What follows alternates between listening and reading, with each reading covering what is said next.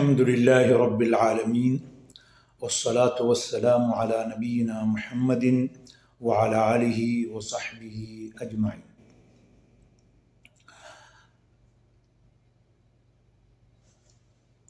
கடந்த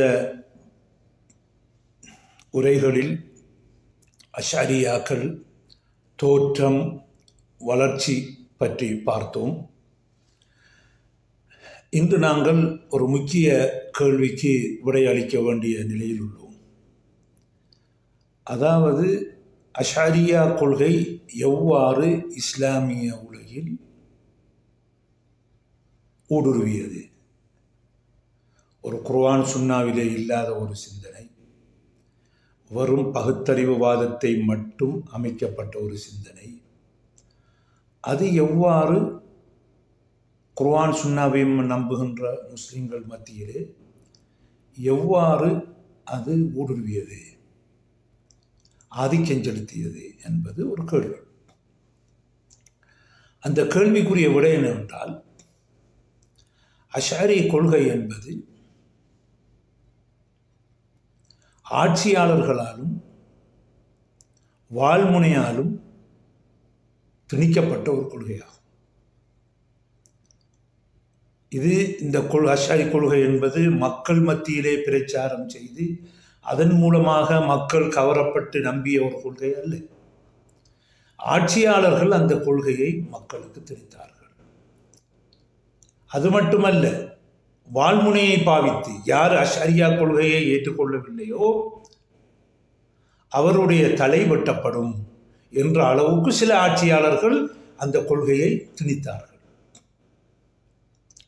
அப்போ சுருக்கமாக சொன்னால், அஷ்அரியா கொள்கை என்பது ஆட்சியாளர்களினாலும் வாளினாலும் பரப்பப்பட்ட ஒரு கொள்கையாகும்.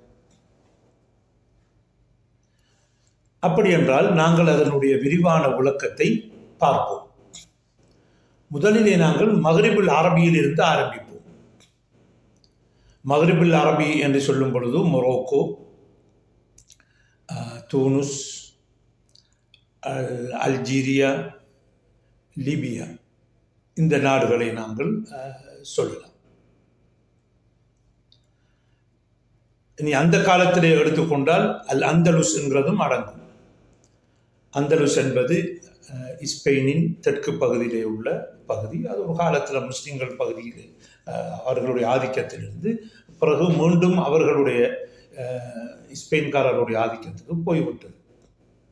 அதனால் இஸ்லாம் ஐரோப்பாவை நோக்கி நகர்கின்ற நகர்வு நின்றுவிட்டது. அப்போ எனவே இங்கிருந்து நாங்கள் ஆரம்பிப்போம். இந்த மொரோக்கோ, அல்ஜீரியா, தூனுஸ், லிபியா, இதுக்கு அங்கால அந்தலுஸ், இதுகளுக்கு எவ்வாறு இந்த அஷ்அரியா கொள்கை போனது என்பதை தெளிவுபடுத்துவோம். ஹிஜ்ரி 524 மரணித்த இப்னு தோமர்த் என்பவரால் தான் இந்த பகுதிகளிலே அஷ்அரியா கொள்கை பரவியது. இப்னு தோமர்த் என்பவர் யார்? அவர் ஒரு அரசியல்வாதியும் ஒரு மார்க்க அறிஞர். ரெண்டு மார்க்க அறிஞர் என்றால் இந்த இல்முல் கலாம், இந்த அஷ்அரி கொள்கையை படித்தவர். அப்போ எனவே அவர் எதை கொள்கையாக நம்புகிறாரோ அதை அவர் மக்களுக்கு என்ன செய்யலாம், அவர் திணிக்கலாம். அதில் இப்னு தூமர்த் மஷ்ரிக், இப்போ அவர் மக்ரிப் தானே, அங்கே மக்ரிப் பகுதியிலிருந்து மஷ்ரிக்கு, அதாவது பக்தாதுக்கு அவர் இந்த அஷ்அரியா கொள்கையை எடுத்துக்கொண்டு அங்கே மொரோக்கோ பகுதிக்கு போகிறார். நம்ம மக்ரிபுல் அரபி என்று சொல்வது நல்ல, ஏனென்றால் அப்போதான் அந்த பகுதிகள் முழுதையும் உள்ளடக்கியதாக இருக்கும்.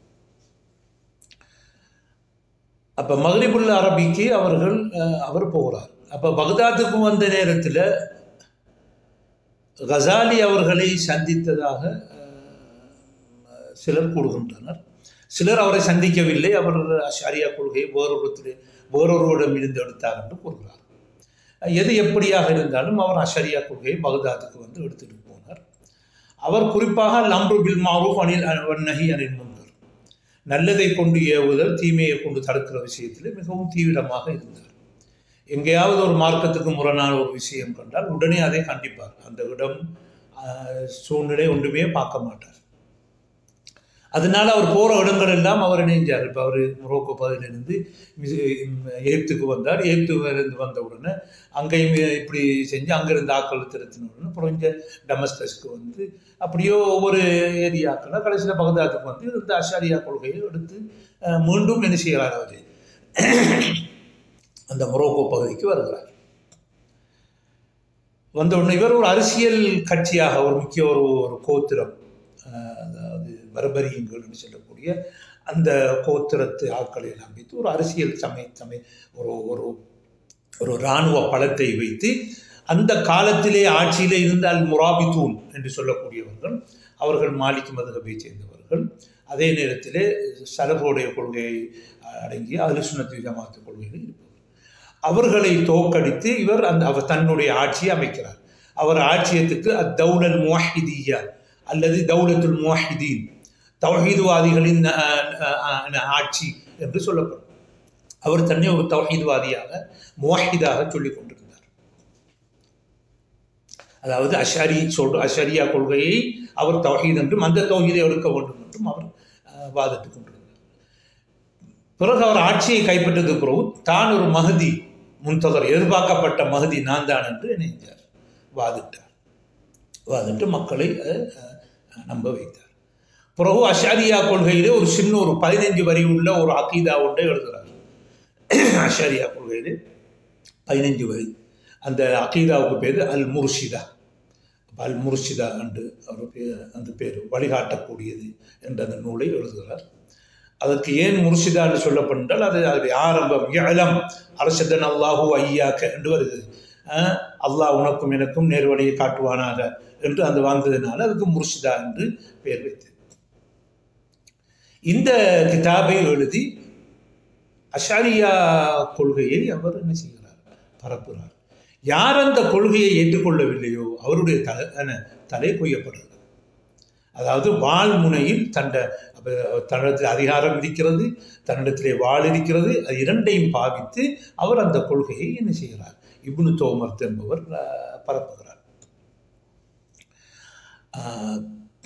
அவர் அவருடைய தௌஹீதில் தான் அந்த ஜௌஹர் வல் அரத், அல் ஜௌஹர் என்றால் சுயமாக நிற்கக்கூடிய ஒரு பொருள், அரத் என்று சொன்னால் இன்னொரு பொருளை நம்பிக்கக்கூடிய பொருள் என்கிற அந்த ஃபல்சஃபாவில் அந்த தத்துவத்திலே தான் அந்த உலகம் இல்லாமல் இருந்து உருவானது என்கிறது அஷாரியாக்கள கொள்கை. எனவே ஒருவர் கட்டாயம் இதன் மூலமாகத்தான் என்ன செய்யணும், தௌஹீதை வழங்க வேண்டும், ஈமானை அறிய வேண்டும் என்ற அந்த கொள்கையை அவர் முன்வைத்தார். இப்போ அதனால தான் சில அஷாரியாக்கள் இந்த வழியிலே ஈமான் கொள்ளாதாக்கள் அல் ஜௌஹர் வல் அரத், ஒரு பொருள் சுயமாக இருக்கக்கூடியது, ஒன்றும் தாங்கக்கூடிய என்கிற அடிப்படையாக வைத்து உலகம் இல்லாமல் இருந்து வந்தது என்று வழங்க வேண்டும். அப்போதான் அவர் உண்மையான முஸ்லீம் அல்ல மூமின். இல்லாவிட்டால் அவர் மூமின் இல்லை என்று சில அஷாரியாக்கள் ஒரு காலத்தில் சொல்லிக் கொண்டிருந்தார்கள். பிறகு பின் பகுதியில் உள்ள ஆட்கள் விட்ட மாதிரி தெரிகிறது, அல்லது தக்கியா பாணியிலே அதை விட்டு கொண்டு இருக்கிறார்கள். அப்போ இந்த கொள்கையை என்ன செய்கிறார், அல் முர்ஷிதா என்ற கொள்கையை என்ன செய்கிறார், அவர்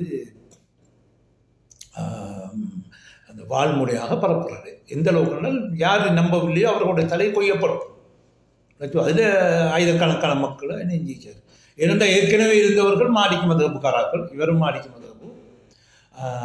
ஆனால் ஏற்கனவே இந்த முராபித்தீன்கள் அந்த காலத்தின் உலமாக்கள் மாலிக் மதுஹபும் அதனுடைய சலபுகளுடைய அஹ்லு சுன்னத் வல் ஜமாத்துடைய கொள்கைகள். இவர் அந்த அஷரியா கொள்கையை வாழ் மூலமாக என்ன செய்கிறார், அந்த பரப்பினார்.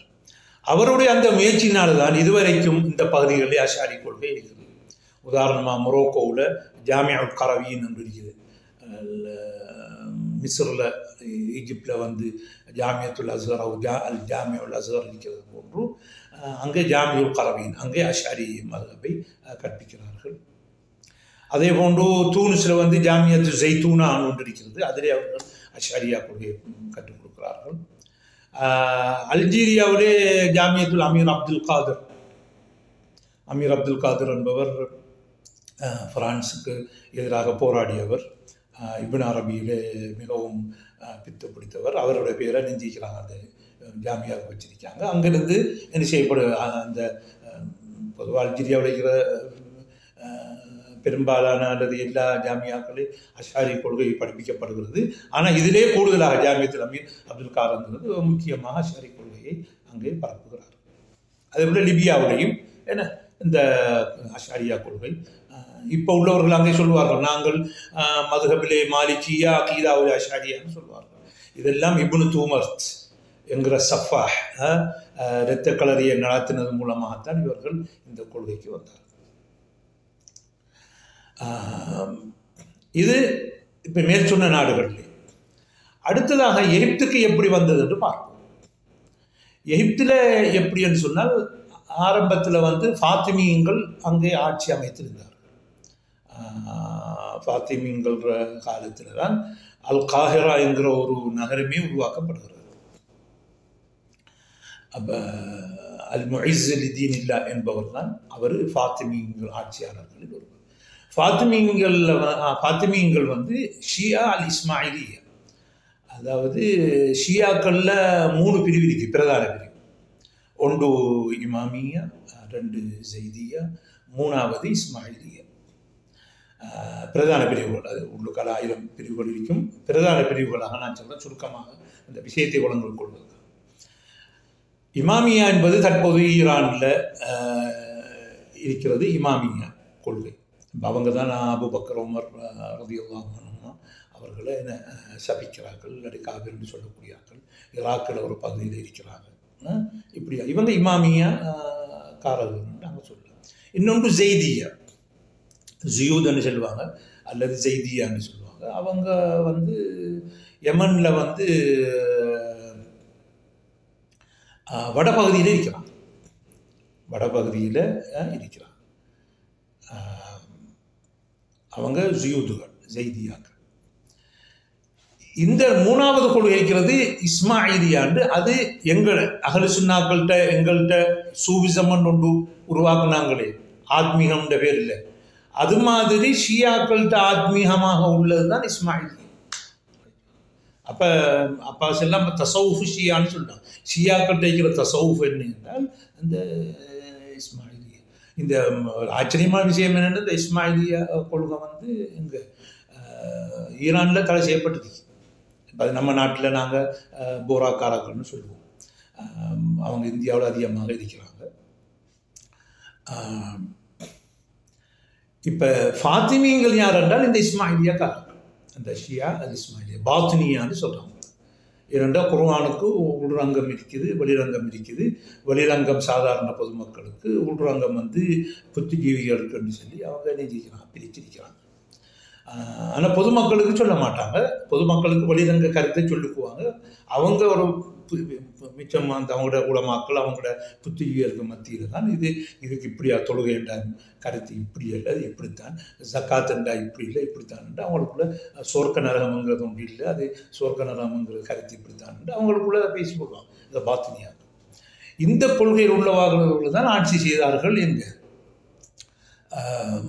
எகிப்தில். அவங்க ஃபாத்திமியங்க. அவங்களாம் என்ன செஞ்சாங்க, கெய்ரோ உருவாக்குனதுக்கு பிறகு அல் ஜாமியா உல் அஸ்ஹர் என்ற ஒரு பள்ளியை உருவாக்கினார். அந்த பள்ளியை உருவாக்கினார். பிறகு இப்போ சலாஹுத்தீன் அய்யூபி என்பவர் வருகிறார். இந்த ஃபாத்திமியங்களுடைய ஆட்சியை இல்லாத ஒழிக்கிறார். இந்த எகிப்தில் இருந்த அந்த ஃபாத்திமியங்கள்ன்ற ஆட்சியை அழித்துவிட்டு சலாஹுத்தீனுல் அய்யூபி என்பவர் வருகிறார். அதாவது அய்யூபிங்களுடைய ஆட்சியின் ஆரம்ப கர்த்தா அவர் தான்.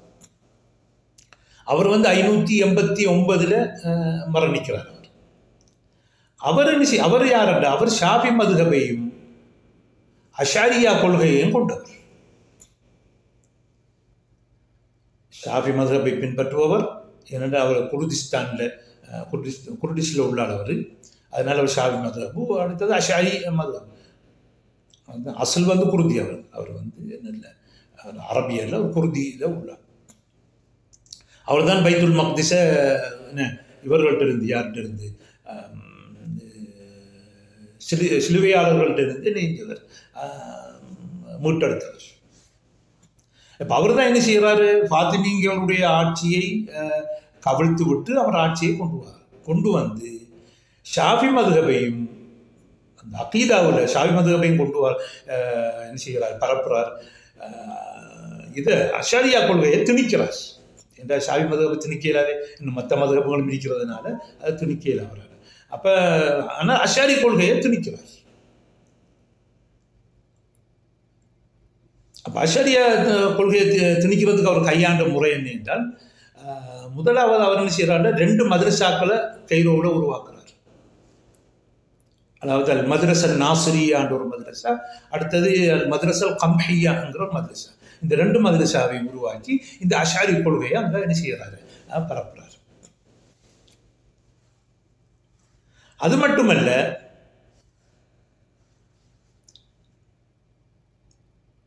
ஒவ்வொரு பள்ளியிலையும் பாங்குக்கு சொல்லக்கூடிய முஅத்தின்மார்கள், நம்ம மோதினார்னு சொல்லுவோமே, அது முஅத்தின்மார்கள், அவர்கள் இடவேளை இஷா தொழுவதற்கு பிறகு அந்த முர்ஷிதா என்று சொல்ற அந்த இப்னு தோமரத்தோட கொள்கையை மக்களுக்கு வாசிக்கும். இப்போ அந்த காலத்தில் ஒளிபெருக்கியிலே வாங்க சொல்றதுக்குன்னு சொல்லி உயரமான இடம் இருக்கும். இப்போ அதில் போய் மேலே இருந்து கொண்டு என்ன செய்வாங்க, அந்த அவர் அந்த மோதின் அடிப்பவர் அந்த யார் கொள்கை இந்த இப்னு தோமரத் எழுதிய அந்த முர்ஷிதாவை என்ன செய்வார், அந்த மீதானான்னு சொல்கிறார், பாங்க சொல்கிற இடத்துலேருந்து வாசிப்பார். கீழே உள்ள மக்கள்லாம் அதை கேட்டுக்கொண்டு இருப்பாங்க. இப்படி அவர் பரப்பினார் கொள்கை. அது மட்டுமல்ல, ஒரு கிதாப் இருக்குது, ஹதாயக்குல் ஃபுசூல் வ ஜவாஹிருல் உக்கூல் என்று சொல்லி. ஹதாயக்குல் ஃபுசூல் வ ஜவாஹிருல் உக்கூல் என்று, அது இப்னு ஹிபத்தில்லா அல் பர்மக்கி எழுந்தது. அது அஷாரி கொள்கையில் உள்ள கிதாபும். இதையெல்லாம் எல்லா இடத்தையும் கற்பிக்க வேண்டும் என்று சொல்லி என்ன செய்கிறார், அவர் உருவாக்கின மதரசாவும் வேறு மதரசாக்களையும் அந்த அஷாரி அந்த நூலை ஹதாயக்குல் ஃபுசூலை என்ன செய்கிறார், எல்லாருக்கும் அதை திணிக்கிறார். அது மட்டுமல்ல, அவருடைய ஷாமுக்கு பொறுப்பாக இருந்த நூருத்தீன் ஜங்கி என்று சொல்லக்கூடியவர், அவர் ஹிஜ்ரி 569 மரணிச்சார். அவர் ஷாமுக்கு மன்னராக இருந்தார். அவருக்கும் அதை சொல்லி அவரும் அங்கே என்ன செய்யறாரு, அஷாரியா மதுஹபையும் ஷாஃபி மதுஹபையும் அங்கே பரப்புறார். அதனால தான் இப்போ சலாஹுத்தீன் அய்யூபி வந்து கைரோவில் இணைஞ்சார். ஃபாத்திமா முறியடிச்சதுக்கு பிறகு அந்த கொள்கை பரப்புனால தான் பிறகு அந்த கொள்கை என்ன செய்வது, அங்கே எகிப்தில் பரவுது. அப்போ ஏற்கனவே இருந்த ஜாமியுல் அஸ்ஹரில் வந்து பிறகு ஜாமியத்துல் அஸ்ஹர் யூனிவர்சிட்டியாக மாறுது. அது பிறகு உள்ள விஷயம். அந்நேரம் ஜாமியுல் அஸ்ஹரில் வந்து பள்ளி திண்ணை பாடங்கள் நடக்கும். அதில் வந்து அந்நேரம் ஃபாத்திமிங்கள் வந்து அவங்களோட கொள்கையை, அவங்களோட பாத்தினியா ஷியாக்களோட கொள்கையை அது பரப்பி கொண்டு இருந்தாங்க. இப்போ இவங்க வந்ததுக்கு பிறகு என்ன செஞ்சாங்க என்றால், அய்யூபிங்கள் வந்ததுக்கு பிறகு அஷாரியா கொள்கையை இணைஞ்சார்கள். ஜாமியுல் அஸ்ஹரிலே படிப்பிச்சார்கள், அந்த பள்ளி திண்ணையிலே. அதுதான் இதுவரைக்கும் ஜாமியத்துல் அஸ்ஹர் என்று மாற்றம் அடைஞ்சதுக்கும் பிறகும் அல்லது முன்னேறினதுக்கு பிறகும் இதே தான் என்ன செய்யலாம், இன்றைக்கு அஸ்ஹரில் அஷாரியா கொள்கையை படிப்பிக்கலாம். அப்போ ஜாமியத்துல் அஸ்ஹரில் குல்லியத் உசூலுத்தீன்ல அல் அகீதா ஃபல்சஃபா என்ற ஒரு டிபார்ட்மெண்ட்டில் அஷாரி கொள்கையை படிப்பிப்பாங்க. அடுத்து அஸ்ஹர் ஸ்கூல், யூனிவர்சிட்டி போகிறதுக்கு முன்னால் அஸ்ஹர் ஸ்கூல் அல் மாஹிதுல் அஸ்ஹரி, அதில் இந்த தொஹ்பத்துல் முரீத், நான் முந்தி சொன்னதன் பிரகாரம் தொஹ்பத்துல் முரீத் என்ற கிதாபை என்ன செய்வாங்க, அதில் படிப்பிப்பாங்க. அப்போ இதுக்கு பின்னணி யார் என்று சொன்னால் நாங்கள் தோண்டி பார்க்கும்பொழுது அது சலாஹுத்தீன் அய்யூபி. அப்போ சலாஹுத்தீன் அய்யூபி திணித்தது அப்படியோ காலங்காலமாக அந்த அஸ்ஹர் திண்ணை பள்ளியிலிருந்து பிறகு ஜாமியத்துல் அஸ்ஹர் மட்டும் போய் வந்திருக்கிறது. அதே நேரத்தில்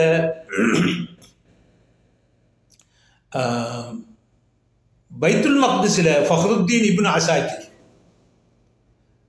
தாரீக் திமஷ்க் எழுதினவர்களுடைய சகோதரனின் மகன் ஃபஹ்ருத்தீன் இப்னு அசாக்கிர், அவர் வந்து தாரீக் திமஷ்க் எழுதினவர் அபுல் காசிம் இப்னு அசாக்கிர்.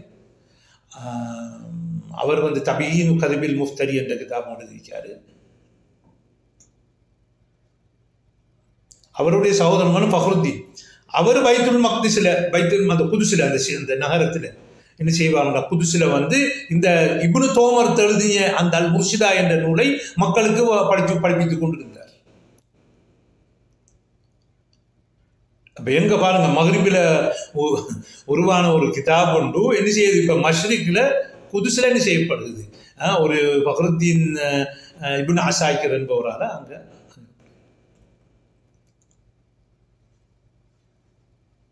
பிறகு அப்படியே ஒன்று செய்து ஷாமில் பரவுது. ஷாமில் பரந்தாக்களில் அந்த கொள்கையை பரப்புனாக்கள் ஒரு ஆள் தான் இஸ்ஸுத்தீன் இப்னு அப்துல் சலாம்.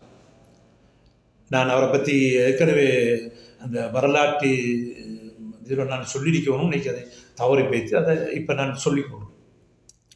இஸ்ஸுத்தீன் அப்துல் சலாம் அவர்கள் ஒரு ஷாஃபி மதுஹபின் பிரதான இமாம். கவாயிதுல் அஹ்காம் ஃபி மசாலிஹில் அனாம் என்று சொல்லி அல் மசாலிஹ் வல் மஃபாசித், இஸ்லாமிய ஷரியாவில் நன்மைகள் தீமைகளை எவ்வாறு இனங்காணுவது என்கிற அந்த கவாயிதுகளை விதிகளை எழுதினவர். இந்த கிதாப் மிகவும் பெருமதியானது.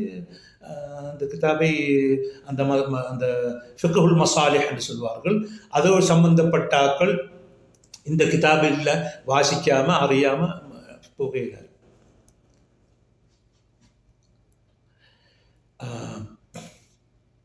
அப்படியான ஒரு முக்கியமான இமாம்.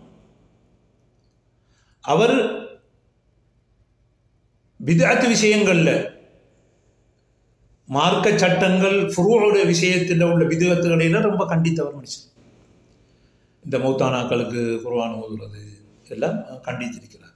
அதே போன்று சூஃபித்துவவாதிகள் அவங்க திக்ர் செய்யும் பொழுது நடனமாடுறாங்க தானே, அந்த நடனமாகறதை எல்லாம் இது பொம்புளைகிற வேலை, புத்தி குறைஞ்ச வேண்டிய வேலைன்னு சொல்லி இந்த கவாயிதுல் அஹ்காம் என்ற கிதாபில் எழுதியிருக்கிறாங்க. வேறு அதே போல் இந்த ஸலாத்துர் ரகாயிம் கொண்டு உருவாக்குனாங்க. நிஸ்ஃபு ஷாபானில் தொழுகிறதுக்கு அந்த தொழுகையை வன்மையாக கண்டித்தார் அவர். அதை ஆதரித்த இப்னு சலாஹுக்கு மறுப்புகள்லாம் எழுதியிருக்கார். ஆனால் அக்கீதாவில் உசூலில் வந்து அந்த பிதத்தை எடுத்துக்கிட்டார். அதாவது அஷ்அரி கொள்கையை. அது அஷ்அரி கொள்கையை எடுத்தது மட்டுமல்ல, அதனுடைய தீவிரவாத போக்குள்ளவராக ஒரு ஃபல்சஃபாவுக்கு கலந்த ஒரு இல்முல் கலாமை எடுத்துக்கொண்டார். அது இவர் எடுத்தது அல் ஆமிதி. நான் முந்தைய உங்களுக்கு சொன்ன ஆமிதியை பற்றி. அவர் முத்தக்கல்லிமாக இல்முல் கலாம் இறையியல்லே அவர் தொடர்பு இருந்தாலும் அது ஃபல்சஃபாவுக்கு வந்து கலந்துட்டார். எப்பயும் முத்தக்கல்லிமீன்கள் ஃபல்சஃபாவோட செய்யறாமல் தங்களை பார்த்துக்குவாங்க. ஆனால் அந்த ஆமிதி வந்து நெஞ்சார் என்றால் ஃபல்சஃபாவில் கொஞ்சம் சேர்த்துட்டார். இல்முல் கலாமும் ஃபல்சஃபாவில் ஒரு பகுதி தான். அதாவது அரைவாசி நாலஞ்சு அரைவாசி நாளையான விளங்கு தானே. இவர் வந்து நெஞ்சார முழுமையாக போட்டார். அதனால தான் போராட்டங்கள்லாம் ஆமிதி என்கிறவர் எகிப்திலிருந்து திருத்தப்பட்டார். அப்புறம் இங்கிருந்து அங்கே டமஸ்கஸுக்கு வந்தோன்னு திருத்தப்பட்டார். திருத்தினாக்கள் ஒன்றும் ஹதீஸ் கலையாக்கள்ல அவங்களோட அஷாரியா மதுகப்பை சேர்ந்தாக்கள் தான் இதன் நம்மளோட மதுகப்பை நாசமாக்குறாங்க ஃபல்சஃபாவோட சேர்த்துன்னு சொல்லி திருத்தி விட்டார். அவர்கிட்ட இருந்து தான் என்ன செய்கிறார் இவர் இஸ்ஸுத்தீன் அப்துல் சலாம் இந்த கொள்கையை எடுக்கிறார். எந்த அளவுக்குன்னா அந்த கவாயிதுல் அஹ்காமில் சொல்றாரு. இன்னொரு கவாயிதுல் அஹ்காம் சொல்ற விஷயம் என்ன, இந்த மதுஹப் பிடிவாதத்தை மிகவும் கண்டித்திருக்கிறார். ஒரு குர்ஆன் ஹதீஸில் ஆதாரம் வருகிறது, அதுக்கு மதுஹபுக்கு முரணா வருகிறது. குர்ஆன் ஹதீஸ் எடுக்காம எந்த இமாம் சொன்னேன்னு சொல்றாங்க. இது ஆக பேத்தனமான வேலைன்னு சொல்லி என்ன செய்கிறார் அவர் நிறைய அதுல கவாயிதுல் அஹ்காமில் எழுதியிருக்கிறார். ஆனால் இந்த கிதாபில் உள்ள ஆபத்து என்றால் அவர் சொல்றாரு, அல்லாஹ் தஆலா மேலையும் இல்லை கீழையும் இல்லை, பிரபஞ்சத்துக்கு உள்ளேயும் இல்லை வெளியையும் இல்லை, பிரபஞ்சத்தோடு சேர்ந்தும் இல்லை பிரிந்தும் இல்லைங்கிறது ஒரு மனிதனுக்கு இயற்கையான ஒரு ஃபித்ராவை கொண்டு, இயற்கையாக அல்லாஹ் வச்சு அந்த அறிவை கொண்டு வழங்க முடியாது. இயற்கையான அறிவை வச்சு வழங்க முடியாது. அதற்கு நிறைய பகுத்தறிவு இதுகளை படிக்கணும். அதனால தான் குர்ஆன் ஹதீஸில் வந்து அல்லாஹ் மேலெரிக்கான்று பொதுமக்களுக்கு சொல்லியிருக்கிறது. அப்போ அல்லாஹ் ரசூல் நினைஞ்சிக்கிறாங்கன்னா சஹாபாக்களும் மக்களுக்கு அல்லாஹ் மேலடிக்கான்னு சொல்லி கொடுத்துருக்காங்களா என்னதுக்காக வேண்டியாங்க அது அவங்களுக்கு சொன்னால் தான் அவங்களுக்கு விளங்கும். அவங்களுக்கு திசை இல்லைன்னு சொன்னால் அவங்களால விளங்கையில் அல்லாஹ்வுக்கு திசை இல்லை மேலேயும் இல்லை கீழையும் இல்லை உள்ளுக்கும் இல்லை வழியும் இல்லை என்றால் விளங்க முடியாது என்று சொல்லி இந்த கிதாபில் நெஞ்சிக்கிறாரு எழுதிக்கிறார். இது முத்தஃபல்சிஃபாக்கள் இப்னு ருஷ்து போன்ற முத்தஃபல்சிஃபாக்களுடைய கருத்து தான் இது. மார்க்கத்தை ரெண்டாக பிரிக்கிறது. குர்ஆன் ஹதீஸ்ங்கிறது குர்ஆன் ஹதீஸில் இருக்குது. அது பொதுமக்களுக்குரியது. அது புத்து டிவிகள் பகுத்தறிவை பாவித்து என்ன செய்வார்கள், இது பொதுமக்களுக்குரியது நமக்குரியதில் நாம வேறமாய் ஒரு நம்பிக்கையை வைத்துக் கொள்ளலாம் என்கிறது தான் இந்த முத்தஃபல்சிஃபாக்களுடைய இப்னு ருஷ்து போன்றாக்களுடைய கருத்து. இப்போ அந்த கருத்தை இஸ்ஸுத்தீன் இப்னு அப்துஸ் ஸலாம் அதில் திரிக்கிறார். எவ்வளோ ஒரு ஆபத்தான விஷயம். பிறகு அந்த காலத்தில் இருந்த மலிக் அல் அஷ்ரஃப் என்று சொல்லக்கூடியவர், அவர் ஹம்பலி மதுஹப், அதாவது அஹ்லு சுன்னாக்களை பிரதிபலிக்கும் ஹம்பலி மதுஹப் உலமாக்களுடன் தொடர்புள்ளவராக இருந்தார். அது இவருக்கு பிடிக்கல. நாங்கள் உலமாக்கள் எல்லாம் அஷாரி அடிக்கும்போது அரசர் எப்படி இவங்களோட தொடர்பு அடிக்கும்போது அதில் ஒரு சில பிரச்சனைகளை உருவாக்க முற்பட்டார். மசாலிஹ் மஃபாசித்தை பற்றி என்ன எழுதி போட்டு என்ன செஞ்சார் அவர், ஒரு ஒரு ஒரு சும்மா இருக்கிற ஹனாபிலாக்கள், அதாவது அஹ்லு சுன்னாக்களை என்ன அவங்க போய் வம்புக்கு எடுக்கிற வேலையும் அவர் செய்தார். எனவே இவரும் என்ன செய்கிறார், அங்கே அஷ்அரி மதுஹபை ஷாமிலே பரப்பினவர்கள் ஒருவர். அதே போன்று இப்னுல் ஹாஜிப் இவருடைய மாணவர், உசூல் ஃபிக்ர் ஒரு முக்தசர் ஒன்று எழுதியிருக்கார் சொன்ன ஒன்று, அவர் இப்னுல் ஹாஜிப். அவரும் இப்போ அவங்கள அந்த வழியில் அப்படியே ஷாமில் வருது. அப்போ பார்த்தோம் மொரோக்கோலேருந்து ஆரம்பிக்குது. இப்னு தூமர்த் என்ன மொரோக்கோ, லிபியா, அடுத்தது அல்ஜீரியா, அடுத்தது தூனுஸ், அந்த ஏரியா அப்படியோ அங்கால் அந்தனுஸ் அதெல்லாம் பரவி அப்படியோ எங்கே வருது, எகிப்துக்கு வருது. எகிப்திலிருந்து ஷாமுக்கு போகும். இப்போ நாங்கள் ஆரம்பம் பார்த்தோம் சலாஹுத்தீன் அய்யூபி, அதாவது அய்யூபிங்கள் தான் இந்த காலங்காலமாக என்ன செய்கிறாங்க. சலாஹுத்தீன் அய்யூபி மறைஞ்சாலும் அவருக்கு பிறகும் அந்த கொள்கையை அவருக்கு பிறகு வந்தாக்கள் என்ன செய்கிறாங்க, அதை கொண்டுக்கிட்டு போகிறாங்க. அப்போ அந்த அய்யூபிகள் என்ன செய்கிறாங்க, அப்படியோ யமனுக்கு வராங்க. யமனை அவங்களோட ஆதிக்கத்துக்கு உட்படுத்துகிறாங்க. யமனுக்கு யமன் ரெண்டு யமன் இருக்குது, மேற்கு யமன், வடக்கு யமன். வடக்கு யமன்ல ஜியூதுகள், ஜெய்தியாக்கள்னு சொல்லக்கூடிய சியாக்கள ஒரு பகுதி. அவங்க கொஞ்சம் மிதவாதமானாக்களாக அபூபக்கர் உமர்னா ஏச மாட்டாங்க. இந்தியாவில் மேற்கு தெற்கு பகுதியில் அஹ்லு சுன்னாக்கள் இருந்தாங்க. அய்யூபிகள் வாரத்துக்கு முன்னால் இருந்தாங்க. அப்போ அந்நேரம் ஷாஃபி மதுஹப் காணப்படுகிறது. ஆனால் அகீதாவில் அஹ்லு சுன்னாக்கள், அதாவது அஹ்லுல் ஹதீஸ் ஹனாபிலாக்களுடைய அந்த ஹம்பலி மதுஹபை சேர்ந்தவன் அந்த அகீதா. ஏன்னா எப்பொழுதும் அந்த அஷாரியாக்காராக்கள் ஒன்று ஷாஃபி மதுஹபாக இருப்பாங்க அல்லது மாலிகி மதுஹபாக இருப்பாங்க. அஹ்லு சுன்னாக்கள் பெரும்பாலும் ஹம்பலி மதுஹபை சேர்ந்து இருப்பாங்க. இன்னொன்று அஹ்லுல் ஹதீஸ்ன்னு சொல்லி ஹதீஸ்களை அறிஞர்கள் அகீதா ஒன்று இருக்குது, அதுவும் ஹம்பலி மதுஹப் சேர்ந்த ஆக்களும் ஒன்று.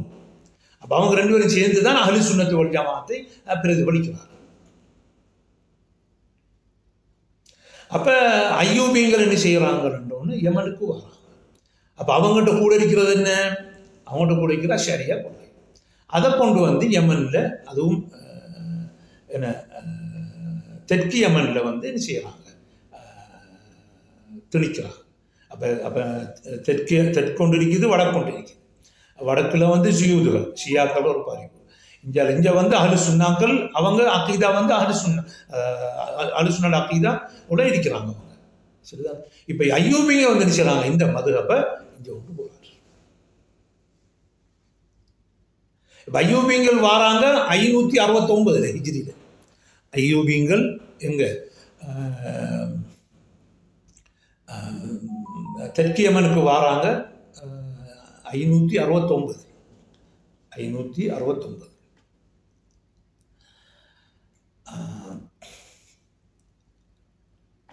அப்போ அங்கே அஹ்லு சுன்னாக்கள் ஒரு கொள்கையில் இருக்கும் பொழுது இவர்கள் அஷரியா கொள்கையை கொண்டு அங்கே திணிக்கிறாங்க. அதில் சிலர் என்ன செய்கிறாங்கல்ல, அந்த கொள்கையை ஏற்றுக்கொள்ள மறுக்கிறாங்க. ஏற்றுக்கொள்ள மறுத்தவுடனே அப்போ அங்கே யமன் அந்த சவுத் யமன், அந்த தெற்கு யமனில் உள்ள ஆக்கள் ரெண்டாக வராங்க. ஒன்று அஹ்லு சுன்னாக்களுடைய கொள்கையை எடுத்தவர்கள், அடுத்து அஷரியா கொள்கையை எடுத்தவர்கள் என்று வராங்க. இப்போ அந்த காலத்தில் தான் சலஃபுடைய கொள்கை தான் அங்கே இருந்தது. ஷாஃபி மதுஹபும் சலஃபுடைய கொள்கை இருந்தது தான். இன்னொரு ஆதாரம் என்னென்றால் இம்ரானி என்று ஷாஃபி மதுஹபுல பெரிய ஒரு இமாம் அல்ல, இம்ரானி என்று சொல்கிறோம். அவர் ஹிஜ்ரி 558 மரணித்தார். அவருக்கு ஷாஃபி மதுஹபுல கிதாபுல் பயான் ஒரு கிதாப் இருக்காது, பயான். அது மிகவும் முக்கியமான ஷாஃபி மதுஹபுல் கிதாப். இது முன்பு ஒரு கையெழுத்து பிரதியாக இருந்த, இப்போ அது என்ன செய்யப்பட்டிருக்கிறது, அச்சிடப்பட்டிருக்கிறது. பெருமதியை ஷாஃபி மதுஹபுல பெருமதியானால் அது ஷாஃபி மதுஹபுல பின்னுக்கு வந்த இமாம்கள், புறம் வந்த இமாம்கள் எல்லாம் அவரோட கிதாப் எடுத்து தான் என்ன பிரயோஜனம் அடைஞ்சிருக்கிறாங்க. அவர் நெஞ்சிக்காரு அகீதா முத்தசிலாக்களுக்கும் அஷரியாக்களுக்கும் அல் இன்துசார் என்ற ஒரு கிதாப் எழுதியிருக்கார். அல் இம்ரானி என்பவர் எழுதியிருக்கார் ஒரு கிதாப் உண்டு.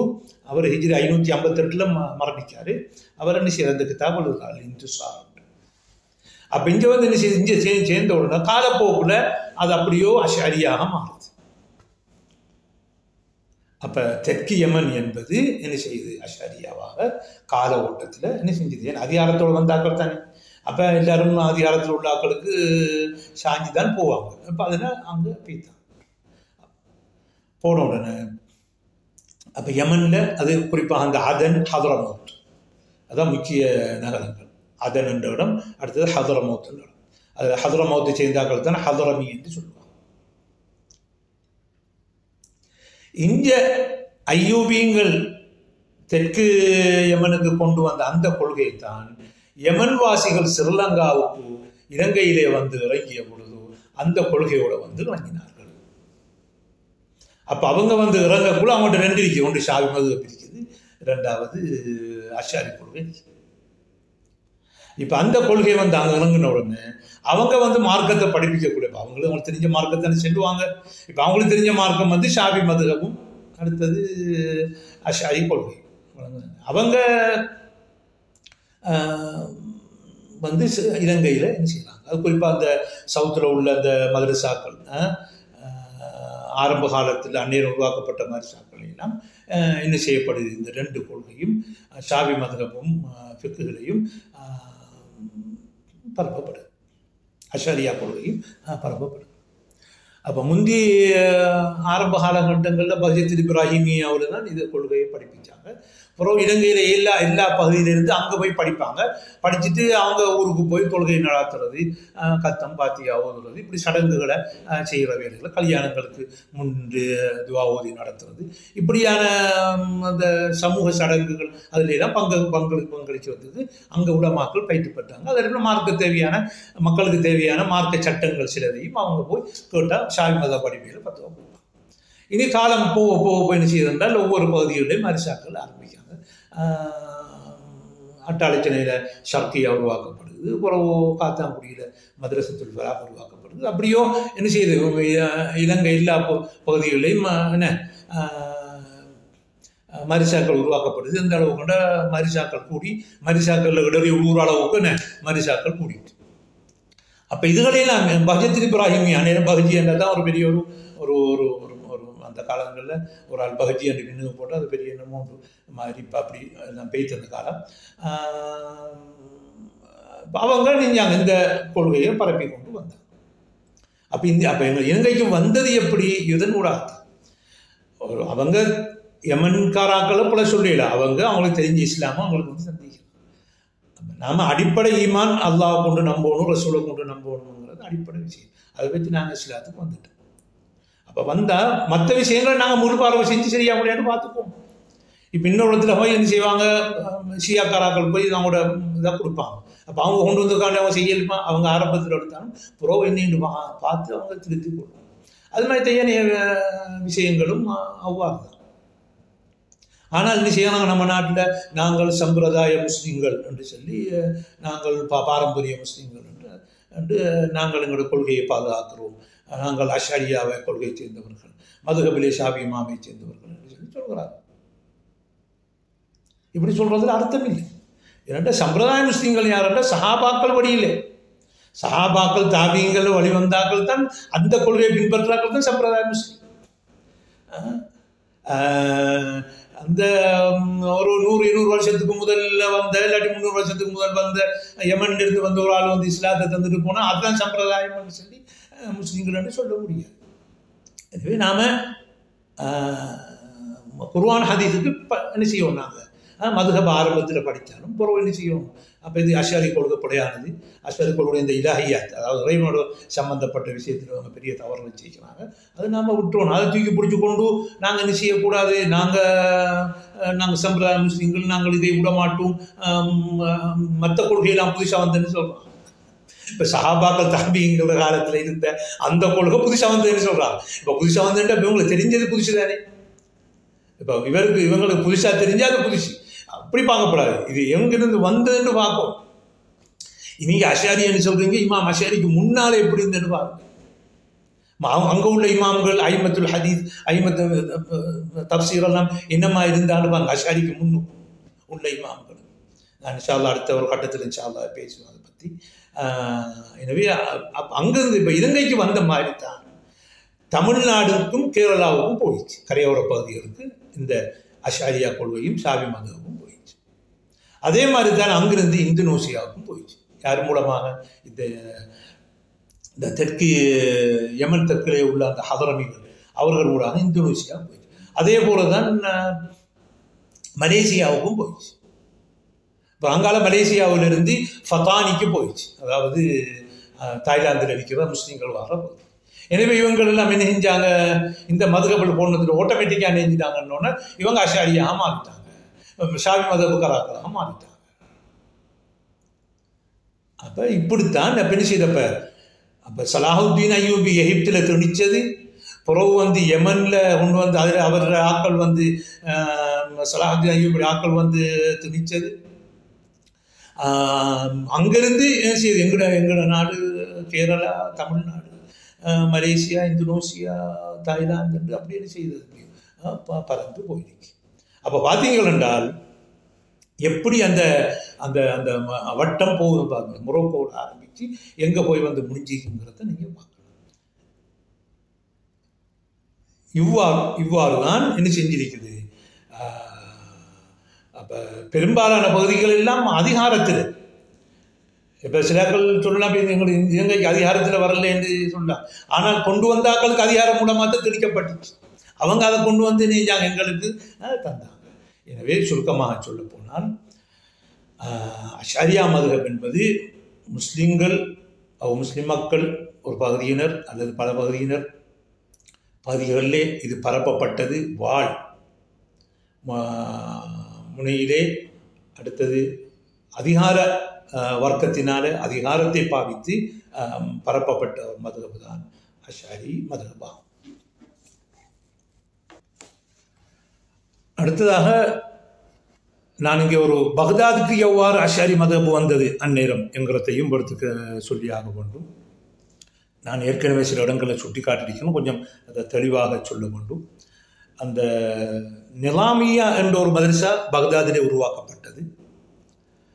அப்போ அந்த மதரசா நிலாமுல் முல்க் என்ற ஒரு அரசருடைய பெயரை வைத்துத்தான் அந்த மதரசா நிலாமியா என்று உருவாக்கப்பட்டது. அந்த மதுஹப் அங்கே அந்த மதரசா நிலாமியாவிலே படிப்பிக்கப்பட்டது. அதிலே ஒரு பேராசிரியராக இருந்தவர் தான் கசாலி அவர்கள். அது உருவாக்கப்பட்ட நோக்கம் அஷாரி மதுஹபை பரப்புவதும், ரெண்டாவது இந்த பாத்தினியான்னு சொல்லக்கூடிய அந்த இஸ்மாயிலியா பிரிவினர்களுக்கு எதிராக மறுப்பு கொடுப்பதும். ஏனென்றால் அப்போ உள்ள ஆட்சியாளர்களுக்கு இராணுவ ரீதியாக சவாலாக இருந்தவர்கள் பாத்தினியாக்காரர்கள், இஸ்மாயிலியாக்காரர்கள்.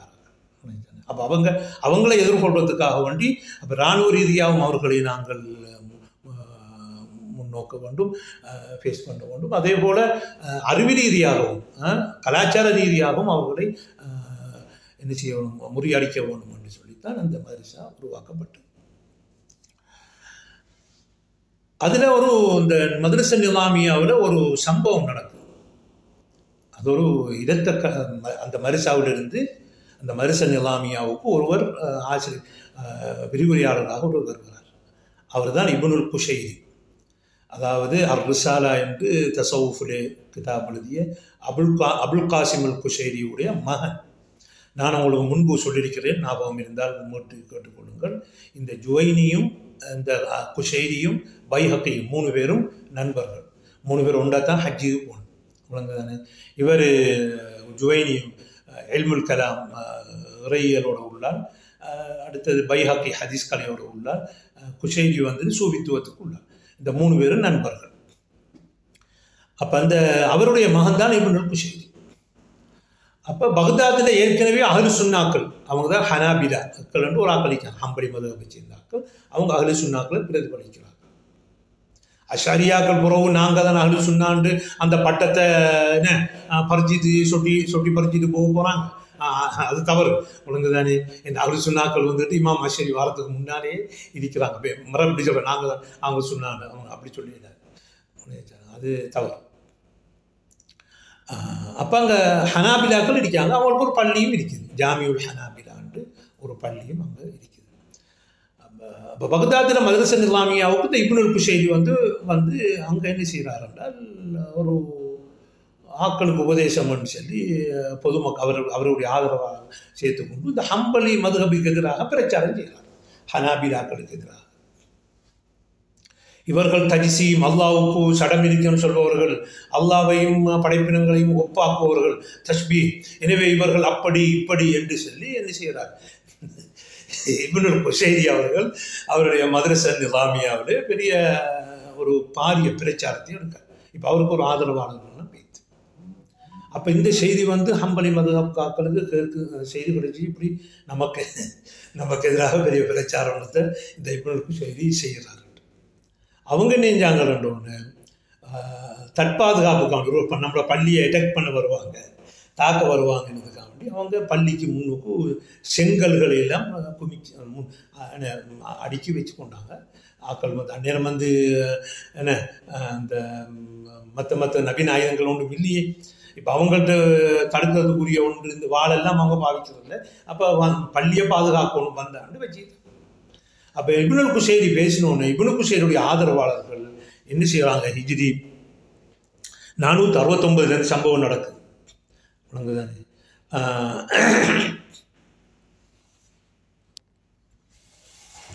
அப்போ இந்த சம்பவம் ஹிஜ்ரி 469 நடக்குது.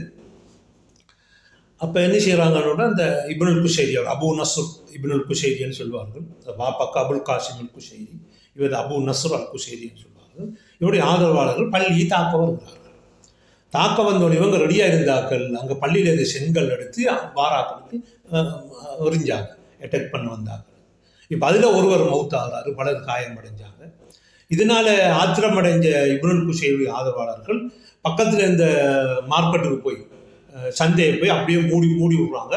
மூடிட்டு அல் முஸ்தன்சிர் பில்லா என்று சொல்லி கத்துறாங்க. ஏன்னா அந்நேரம் இந்த சம்பவம் நடக்கும் பொழுது எகிப்தில் ஆட்சியில் இருந்து அல் முஸ்தன்சிர் பில்லான்னு சொல்லி ஒரு அந்த ஷியாக்காரர், எனவே இவர் தான் இந்த ஹம்பலி மதபுக்காராக்களுக்கு ஒரு நடவடிக்கை எடுக்காமல் அவங்க சும்மா இருக்காங்க என்று சொல்லி ஒரு இதில் இவங்களை அட்டாக் பண்ணுறாங்க. இவரை முஸ்தன்சிர் பில்லாயை அட்டாக் பண்ணுறாங்க. பொதுவாக ஆட்சியாளர்கள் அவங்கள ஆட்சிக்குள்ள பலதரப்பட்ட கொள்கைகள் மதுகபுல்லாக்கள் இருந்தால் எல்லோரும் அமைதியாக இருந்து அவங்களோட வேலையை பாருங்கன்னா இதை பார்ப்பாங்க. அவங்க ஒரு குறிப்பிட்ட ஒரு போய் அது ஆதரவாளர்கள் போய் அவங்கள போய் அடக்கிற முறையை பார்க்குறல. புத்திசாலியான ஆட்சியாளர்கள் எல்லாம் ஒரு பேலன்ஸாக வைத்துக் கொள்வார்கள். தவாசு யாரும் அத்துமுறாமல் அவங்களோட கொள்கை பிரச்சாரங்களை அவங்க செய்து கொள்ளணும். அவங்களுக்குள்ள ஆட்கள் மோதிக்கொள்ளக்கூடாத நிலைப்பாட்டில் தான் ஆட்சியாளர் இருப்பாங்க. ஏனென்றால் இந்த ஃபித்னாக்கள் குழப்பங்கள் ஏற்படுவது அவர்கள் என்ன அது அவங்கள ஆட்சியை பாதிக்கும். அதனால எல்லாரும் இருக்கும். அந்த கொஞ்சம் புத்தி குறைவான ஆட்சியாளர்கள் தான் ஒரு குறிப்பிட்ட ஆட்களை போயிட்டு அவங்கள சண்டை பிடிச்சி கொண்டு அதில் தங்களுக்கு பிரச்சனை கொண்டு உருவாக்கி கொள்றாங்க. அந்த வகையில் அவர் எகிப்தில் சம்பவம் பக்தாத்தில் நடக்குது. அங்கே எகிப்தில் உள்ள முஸ்தன்சிர் பில்லா கீழே தான் என்ன அந்த அந்த அந்த பதவி இவங்களை சப்போர்ட் பண்ணுறேன் இவங்க ஒரு ஒரு ஒரு கற்பனையில் சொல்கிறாங்க, ஒரு கற்பனையில் கதைக்கிறாங்க. ஆனால் அவர் சப்போர்ட் பண்ணுற இவங்களுக்கு இவங்க யாரையும் என்ன செய்வதில்லை, தங்களோட கண்ட்ரோலுக்கு என்ன யாரையும் எடுப்பதில்லை, அவங்கவுங்க மதுதாப்பை செஞ்சு கொண்டிருக்காங்க. அடுத்தது முஸ்தன்சிர் பில்லா வந்து அவன் சியாக்காராங்க. இது அகல் சுன்னாக்களுக்குள்ள ஒரு பிரச்சனை. அகல் சுன்னான்னு சொல்லிக்கொள்கிற ஒரு பாட்டிக்கும் அகல் சுன்னாக்குள்ள பிரச்சனை. அந்த பிரச்சனையில் என்ன செய்ய மாட்டாங்க, சியாக்காரர்கள் தலை போடுவாங்க. அவங்க சொல்லுவாங்க நீ இதில் அடிச்சுட்டுமா என்ன சொல்லுவாங்க, அரசியல் ரீதியாக பார்க்க இன்னொரு அடிச்சுட்டுமா என்ன சொல்லுவாங்க. அப்போ எனவே அவர் அதில் தொடர்பு இல்லை. பிறகு என்ன செய்கிறார் என்றால் ஒரு மன்னர் அந்த காலத்தில் இருந்த அந்த என்ன சலூக்கி மன்னர் வந்து இப்னுல் குஷைரியை பகதாதிலிருந்து எடுப்பிக்கார். அவரை வகை நான் நினைக்கிறேன் நைசாப்பூர் பக்கம் நினைக்கிறேன். அவரை எடுப்பிச்சு இங்கே வந்து இங்கே பள்ளி இங்கே ஒரு அங்கே மதரசா நிலாமியாக கொடுத்து இங்கே பகதாத்துக்கு போய் ஃபித்னாக்கள் உன்பாகத்தை அவர் சொல்லலை. அவர் இங்கே நீங்கள் என்ன அவரை கௌரவப்படுத்தி அங்கே வச்சாங்க. நீ அவரும் ஒரு அவங்கள்ட்ட ஒரு முக்கியமான இமாமுறாக தான் இப்போ அதுக்காக வேண்டி அங்கே அவரை கௌரவப்படுத்தி. அப்போ அதனால் இந்த பிரச்சனை முடியுது. அப்போ இந்த பிரச்சனையை உருவாக்குறது வந்து இப்னுல் குஷைரி. அவர் தான் சும்மா இருக்கிற ஹனாபிலாக்களுக்கு எதிராக ஒரு பிரச்சனையை உருவாக்குறார். ஆனால் அஷரியாக்கள் இந்த சம்பவத்தை எழுதும் பொழுது ஃபித்னத்துல் ஹனாபிலா ஹம்பலிக்காராக்கள் ஃபித்னான்னு எழுதுறாங்க. ஆனால் உண்மையிலே ஃபித்னா உண்டாக்குறது யாருன்னா ஃபித்னத்துல் அஷாயிரான்னு சொல்லுவாங்க. அவங்க தான் என்ன செய்கிறாங்க, அவங்க பள்ளியை அட்டாக் பண்ண போனாக்கள் இவங்க. அப்போ எனவே எந்த இடங்களில் அவங்களோட ஆதிக்கம் கொடுத்தோ அந்த இடத்துல என்ன செய்வாங்க, ஷரியாக்கள் அவங்களோட வன்முறையை பாவிப்பார்கள். பலகீனமானால் நாங்கள் எல்லாருடைய நல்லம், நாங்கள் எல்லா கொள்கையும் எல்லா கொள்கை உள்ளவராக இதாக இருக்கிறோம், நாங்கள் மிதவாதம் என்று சொல்வார்கள். ஆனால் அவருடைய கை ஓங்கினால் என்ன செய்வார்கள், எதிர்பார்ட்டியை இல்லாமாக்குற வேலையை தான் அல்லது தெளிக்கிற வேலையை தான் பார்ப்பார்கள். அப்போ இவ்வாறு தான் என்ன செய்தது அஷாரியா கொள்கை இந்த மக்ரிபுல் அரபி என்று சொல்லக்கூடிய இந்த அல்ஜீரியா, மொரோக்கோ, தூனுஸ், லிபியா, அதுக்கு அங்கால அந்த காலத்தில் இந்த அந்தலுஸ், அதே போல் இந்தியாவில் எகிப்து, அடுத்தது ஷாம் டெமஸ்கஸ், பைத்துல் மக்திஸ், இதுகள்லாம் அடுத்தது பக்தாதில் நிசாமுல் மலிக் வந்து என்ன அவற்ற அதிகாரத்தை பாவிச்சு தான் அந்த மாதிரி உருவாக்கி பரப்பினார். இப்படியாக அதுக்கப்புறம் யமனுக்கும் ஐயோபியங்களும் போய் என்ன செய்கிறாங்க, அவங்களோட கொள்கையை பரப்புகிறாங்க. அப்புறம் அங்கேருந்து என்ன செய்யுது, எங்களுடைய ஸ்ரீலங்கா அந்த ஆசியா பகுதிகளுக்கு அந்த கொள்கை வருகிறது. இதுதான் அஷாரியாக்கள் இஸ்லாமிய சமூகங்களிலே ஊடுருவினரின் வரலாறாகும். அடுத்ததாக ஒரு முக்கிய விஷயத்தை பற்றி பேச வேண்டியிருக்கிறது. அதாவது அஷாரியாக்களுக்கும் சூஃபியாக்களுக்கும் உள்ள தொடர்பு என்ன? ஆரம்ப காலகட்டங்களில் சூஃபியாக்கள் அஷாரியாக்கள் சூஃபியாக்களை விமர்சித்து கொண்டே இருந்தாங்க. ஆனால் காலப்போக்கில் அஷாரியாவும் சூஃபியாக்களும் ஒன்றாக இணைந்து விட்டார்கள். எந்த அளவு கண்டால் அவர்கள் அல் அஷாரியு அகீதத்தன்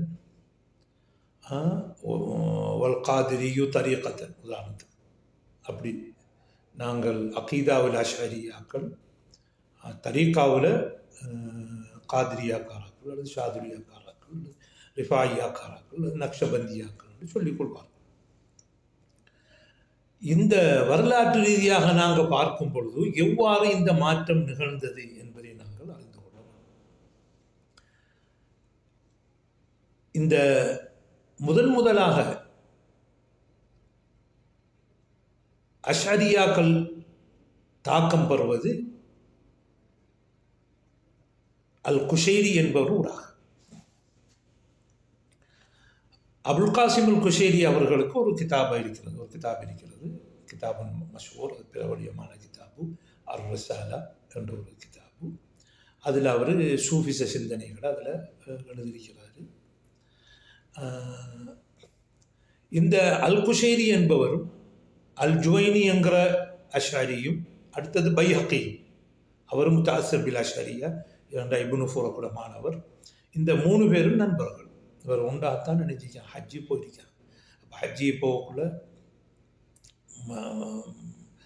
அந்த காலத்தில் மாதக்கணக்கில் எடுக்கிறது. அப்போ பைஹக்கியுடைய மூளையை நீஞ்சிட்டாங்க போலிருக்கு. 2 பேரும் சேர்ந்து செலவை செய்து கொண்டார்கள் போலிருக்கிறது. அல்மி அப்போ பைஹக்கி என்ன செய்கிறாரு, இப்னு ஃபூரக்கூடாக அஷாரி கொள்கையை எடுக்கிறாரு. குஷைரிகிட்ட இருந்து தசவுஃபுடைய ஒரு மஹப்பத்தை அவர்கிட்ட ஏற்படுது. பைஹக்கி இடத்துல என்ன செய்யுது, சூஃபித்துவத்தை பற்றி ஒரு லேசான ஒரு அன்பு இலக்கம் ஏற்படுது. ஆனால் அது வஹ்தத்துல் வஜூத் அப்படி அந்த அளவுக்கு இல்லை, கபர் வணக்கம் இல்லை, அப்படியெல்லாம் அந்த அளவுக்கு இல்லை. ஒரு சூஃபித்துவத்தில் ஒரு விருப்பம் மாதிரி வந்து எந்த அளவுக்குண்டா இமாம் ஷாஃபி ரஹ்மத்துல்லாஹி சொல்லியிருக்காங்க, ஒருத்தன் காலையில் சூஃபியானா மாலையில் மொக்கனா பேத்திடுவான், பேனா பேத்திடுவான்னு சொல்லி இமாம் ஷாஃபி சொல்லியிருக்கிறாங்க. இதை என்ன செய்கிறாங்கன்ற இமாம் பைஹக்கி அவங்க மனாக்கிபு ஷாஃபிஈங்கிற அந்த கிதாபில் கொண்டு வராங்க. கொண்டு வந்து அதுக்கு தாவில் செய்கிறாங்க, வலிந்து ஒரு விளக்கத்தை கொடுக்குறாங்க. இமாம் ஷாஃபி இமாமுடைய பேச்சு தெளிவானது. அந்த காலத்தில் சூபித்துவவாதிகளை அப்படி தான் பார்த்துருக்கிறாங்க. ஷாஃபி இமாமுடைய காலத்தில் காலையில் சூஃபியானான் என்றால் மாலையில் பேனாயிடுவான்னு சொல்லி. இப்போ அதை இவர் என்ன செய்கிறாரு, வலிந்துர கூறுறாரு. இது பிதாயா, ஆரம்பம். அடுத்ததாக அஷாரியா மதுஹபை சேர்ந்த அல் கசாலி, அபு ஹாமிதின் அல் கசாலி அவர்கள் வருகிறார். வந்து அவங்க ஒரு ஃபக்கீஹ், ஷாஃபி மதம் ஒரு ஃபக்கீஹ், அதே நேரத்தில் அஷாரி கொள்கையிலையுமே உள்ளவர்.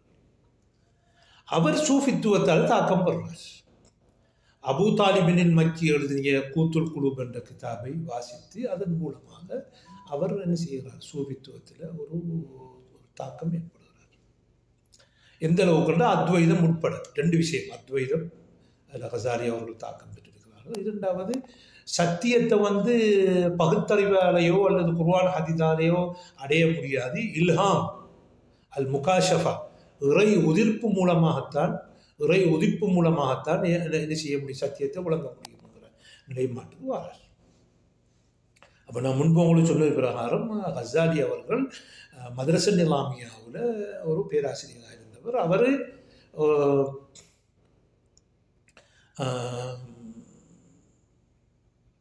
பேராசிரியர், அவரோட அஷாரி கொள்கையை பரப்புவதற்குரிய ஒரு மதரசா இது.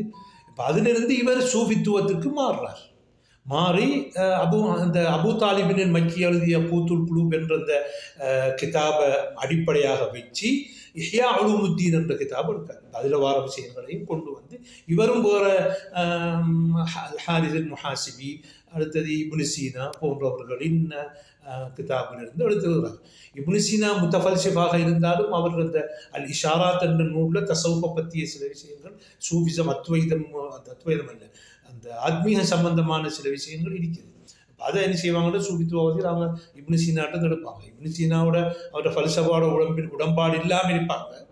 ஆனால் என்ன செய்வாங்க, அவங்கள்ட்ட இருந்து இந்த சூஃபிசம் சம்பந்தப்பட்ட சிந்தனையை எடுப்பாங்க. இப்போ அதில் கசாலி இதெல்லாம் எடுத்து தான் இஹ்யா உலூமுத்தீன் என்ற கிதாபை எழுதுகிறார். அப்போ அஷாரியா காலங்கள் இதை வன்மையாக கண்டித்தார்கள். சும்மா இல்லை, சும்மா எந்த அளவு கொண்ட சிலர்களுடைய கருத்துப்படி கசாலியை காபிர் என்று சொல்லக்கூடிய அளவுக்கு அவர்கள் விமர்சித்தார்கள். அதில் முக்கியமானவர் தான் அல் மாஸரி, ஷாஃபி மதஹ்பில் இல்லை அஷாரி சிந்தனையில் பெரியவராக உண்டு. அவருக்கு சஹீஹ் முஸ்லிமுக்கு ஒரு ஷரஹ் ஒன்று எழுதியிருக்கார், அல் முஅலிம் பி ஷரஹ் சஹீஹ் முஸ்லிம் என்று. அதே போல் இமாம் ஷாஃபி இமாம் எழுதியார் ரசாலா என்பதற்கு ஒரு ஷரஹ் ஒன்று எழுதியிருக்காரு. எங்களுக்கு அது முழுமையாக வந்து சேரல, கொஞ்சம் பகுதியாக வந்து சேர்ந்திருக்குது. அடுத்ததாக துர்தூஷி அவர்கள், அவரும் என்ன ஒரு அஷாரி கொள்கை உள்ளார், அவரும் என்ன செய்கிறாரு, இதை வன்மையாக கண்டிக்கிறாரு. அடுத்ததாக கசாலியுடைய நேரடி மாணவன் அபூபக்கர் இப்னுல் அரபி, அதாவது மாலிக் சூஃபி அல்ல, மாலிக் மதுஹபை சேர்ந்த ஃபகீஹ், அஹ்காமுல் குர்ஆன் என்ற கிதாப் எழுதினவர். அடுத்தது திருமிதிக்கு ஆறுதத்துல் அஹ்வதி என்ற ஷரஹ் எழுதினவர். மோத்தாவுக்கு 2-3 ஷரஹ் எழுதினவர். அவர் அபூபக்கர் இப்னு அரபி, அவர் அஷாரி. அவர் என்ன செய்கிறார், கசாலியை பற்றி சொல்லும் பொழுது எங்களோட ஷேகுனா, அதாவது கசாலி அவர்கள் எவ்வளோ அழகாக வெளிச்சத்தில் இருந்தாங்க, இந்த சூபித்துவம்ங்கிற இருட்டில் போய் விழுந்துட்டாங்க என்று சொல்லி என்ன என்ன அவர் இதில் அவர் அவாசிம் மினல் கவாசிம் என்ற கிதாபில் சொல்றார்.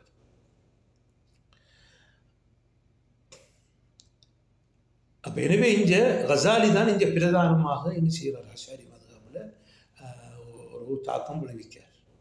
அப்போ அஷாரி மதகபில் சூஃபித்துவத்துக்கும் ரெண்டையும் என்ன செய்கிறார், அவரை அதை வினைக்கார். அதில் பிந்திய காலகட்டங்களில் ரெண்டும் லேசாக இணைஞ்சு லேசாக வந்தாலும் பெரும்பாலான அஷாரியாக்கள் எப்பயும் ஒரு தங்களுக்கும் சூஃபித்துவத்துக்கு இடையில ஒரு ஒரு ஹாஜிஸ், ஒரு தடையொன்றை வைத்துக்கொண்டே வந்திருக்கிறார். பிறகுதான் என்ன செய்கிறார், இப்னு அரபி அல் அந்தலுஸில் தோன்றி என்ன செய்கிறார், அவர் அத்வைத கொள்கையை முன்வைக்கிறார். வச்சுட்டு அப்படியோ எகிப்துக்கு போய் எகிப்திலிருந்து டமஸ்கஸ்க்கு வந்து டமஸ்கஸில் மௌத்தாகிறார். இவரை என்ன செஞ்சிருக்காருன்றோன்னா இஸ்ஸுத்தீன் அப்துஸ்ஸலாம், அவர் அஷ்அரி ஒரு ஆள், ஃபக்கீஹ் ஒரு ஆள். அவர் என்ன செய்கிறார், இவர் உலகம் ஆரம்பம் இல்லாதது என்று சொல்கிறார். இவர் லா யுஹர்ரிமு ஃபர்ஜன், இபாஹியா, அனாச்சார போக்கு இருக்கிறது, இவர் பொய் சொல்கிறாரு என்ற விஷயங்களை அவர் அந்த அந்த பிரபஞ்சத்துக்கு ஆரம்பம் இல்லைன்னு சொன்னால் அந்த அத்வைத அடிப்படையில் தான் என்று அவர் என்ன செய்கிறார், அவரை கிட்டத்தட்ட காபிராக்கிற மாதிரி. இது அவருடைய மாணவர் இப்னு தகீக்குல் ஈத் வந்து அதை என ஆரம்பிச்சிருக்கிறார்.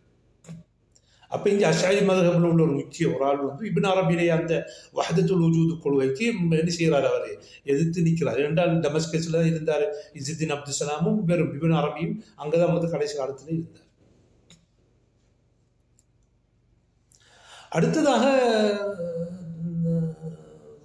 அஷ்அரி மதுஹபை சேர்ந்த தகியுத்தீன் சுபுகி, அவருக்கு ஒரு கிதாப் இருக்கு, அல் இப்திஹாஜ் ஃபி ஷர்ஹ் அல் மின்ஹாஜ். இமாம் நவவி இமாமுடைய மின்ஹாஜுக்கு இப்திஹாஜ் என்று ஷரஹ் ஒன்று இருக்குது. இன்னொரு ஷரஹ் ஒன்று இருக்கு, அல் இப்ஹாஜ் ஃபி ஷர்ஹ் அல் மின்ஹாஜ்னு சொல்லி. அந்த மின்ஹாஜ் வந்து மின்ஹாஜுல் பைதாவி. பைதாவி எழுதுன அந்த உசூல் ஃபிக்ஹுடைய கிதாபுக்கு அது ஷர்ஹ். இப்திஹாஜ் என்று வந்துக்கிட்டு ஃபிக்ஹ் ஷாஃபியில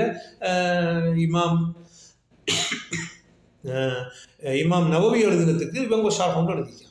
அதில் கிதாபுல் வசியத்துக்கு வசியாவிலே என்ன செய்கிறார்கள், இப்னு அரபியும் இப்னு அரபியை சேர்ந்தவர்களும் துல்லால் வழிகட்டவர்கள், ஜுஹால் மடையவர்கள், ஹாரிஜூன அன் தரீக்குல் இஸ்லாம், இஸ்லாத்துடைய வழியை விட்டும் வெளியானவர்கள் என்று சொல்லி என்ன செய்கிறார், அந்த தகியுத்தீன் சுபுகி சொல்வார். இது தகியுத்தீன் சுபுகி ஒரு அஷாரி.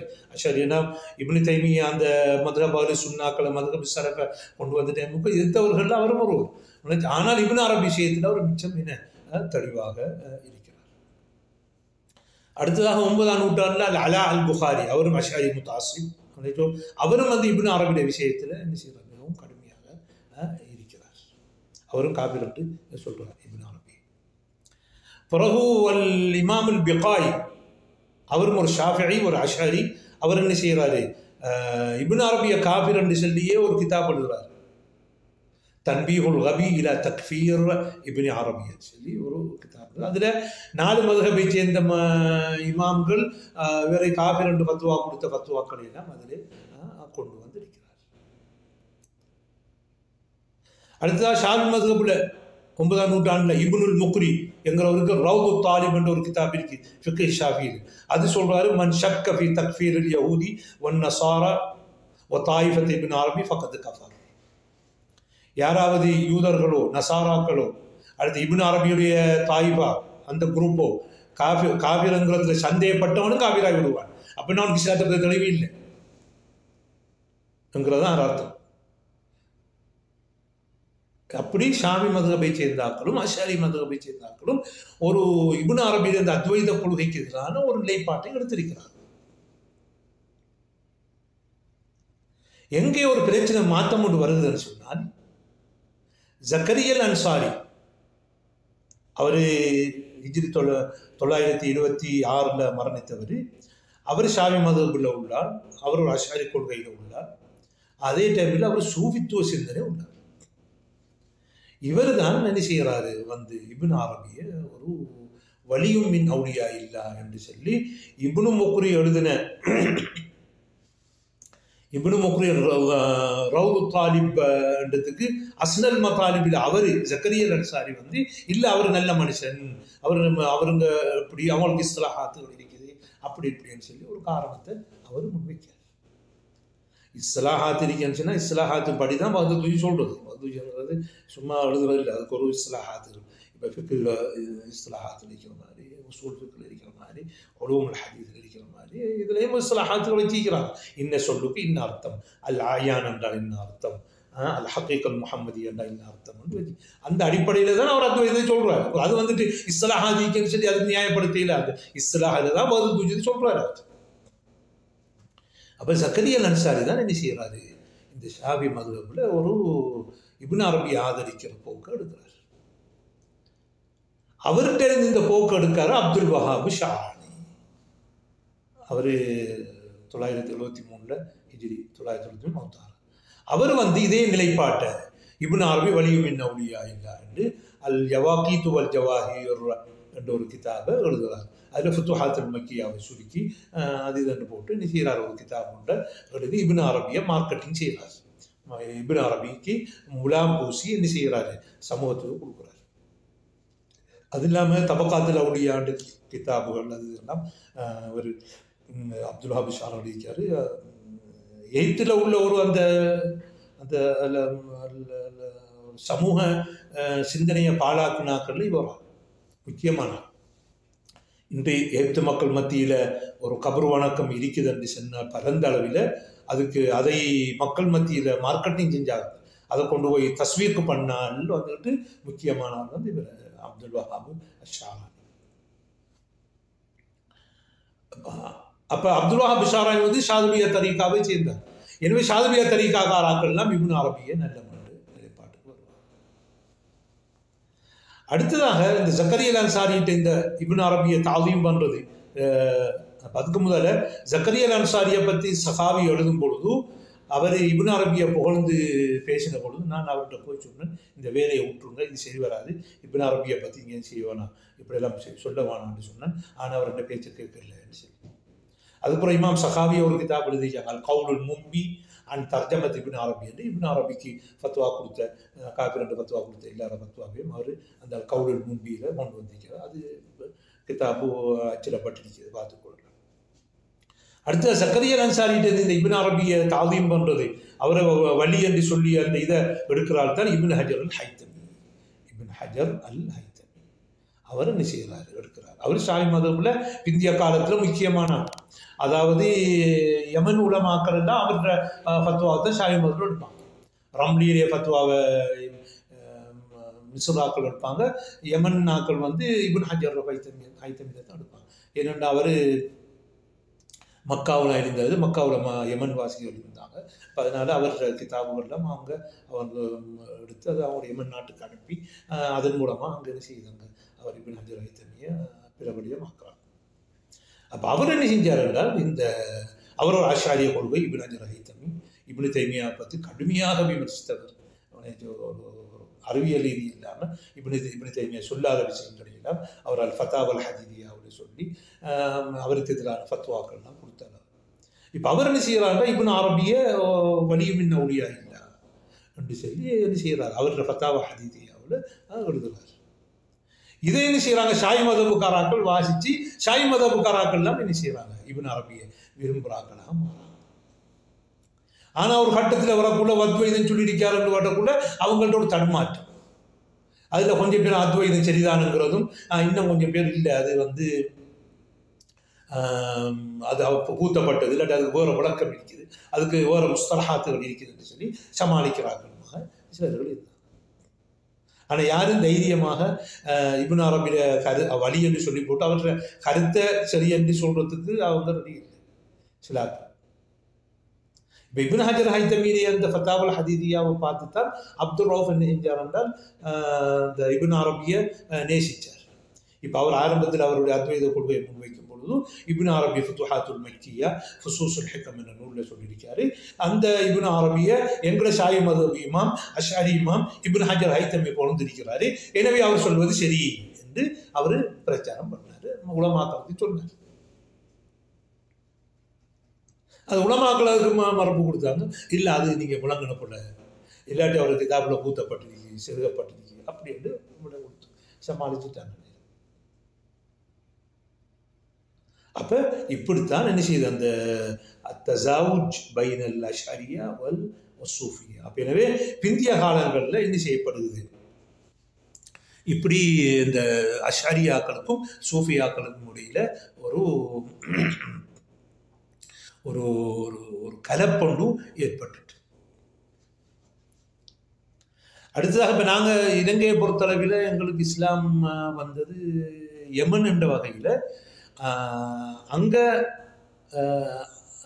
பாலவி குடும்பம் என்று சொல்வது ஆலு பாலவி என்று அவர்கள் ஊடாகத்தான் எங்களுக்கு தரிகா என்ன செய்ய தரிகா சிந்தனை இலங்கைக்கு, குறிப்பாக சவுத் ஸ்ரீலங்கா, அதாவது தெற்கு வருது.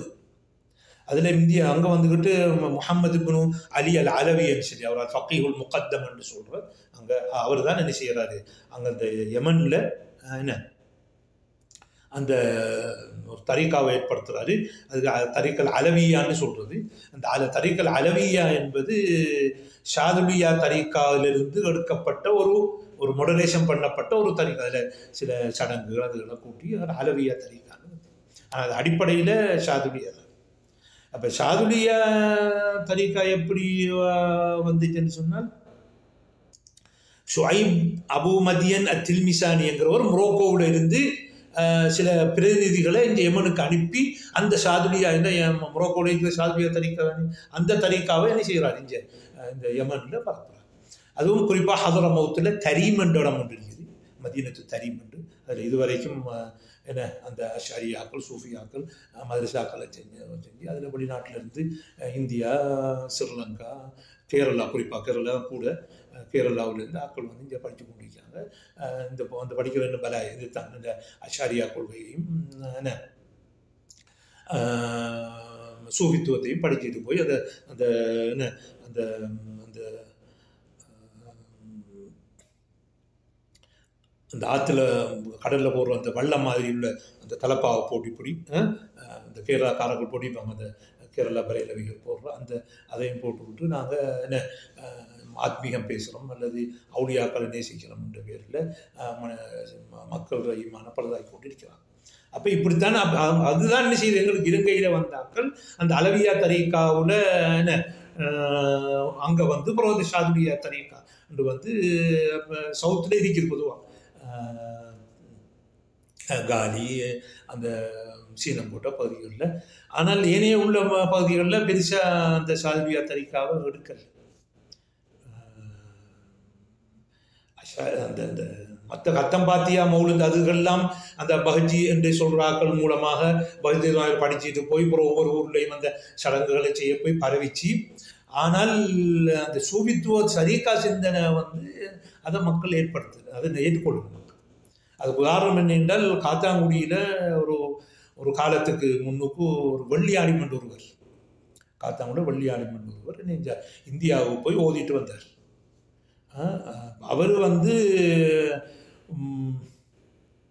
அவர் வந்து காத்தாங்குடியில் ஆக்களை வச்சுட்டு அந்த திக்ரண்டு ஒன்று செஞ்சு ஹூ ஹூ ஹூ ஒன்று திக்ரண்டு செஞ்சோடனே காத்தாங்குடி ஆக்கள் கல்லால் அடித்து அவர் என்ன செய்கிறார், அங்கே ஊரை விட்டு போய் அட்டாளச்சனையில் இருந்து அட்டாளச்சனையில் அடக்கப்பட்டு நிற்கிறார். அப்போ காத்தாங்குடி மக்கள் மிகவும் என்ன தெளிவாக அந்நேரம் இருந்திருக்கிறாங்க. அப்போ அங்கே ஒரு வெள்ளியாடியும் அங்கே எங்கே அந்த அட்டாளச்சனை இருக்கிற டைமுக்கும் காலியிலேருந்து அப்துல்லா ஹசரத் ரஹ்மஹுல்லா அவங்க இங்கே வந்துருந்தாங்க, எங்கே அட்டாளச்சனைக்கு. அவங்க வந்து தான் அட்டாளச்சனையில் மதரசத்து ஷர்கியான்னு உருவாக்குனாங்க.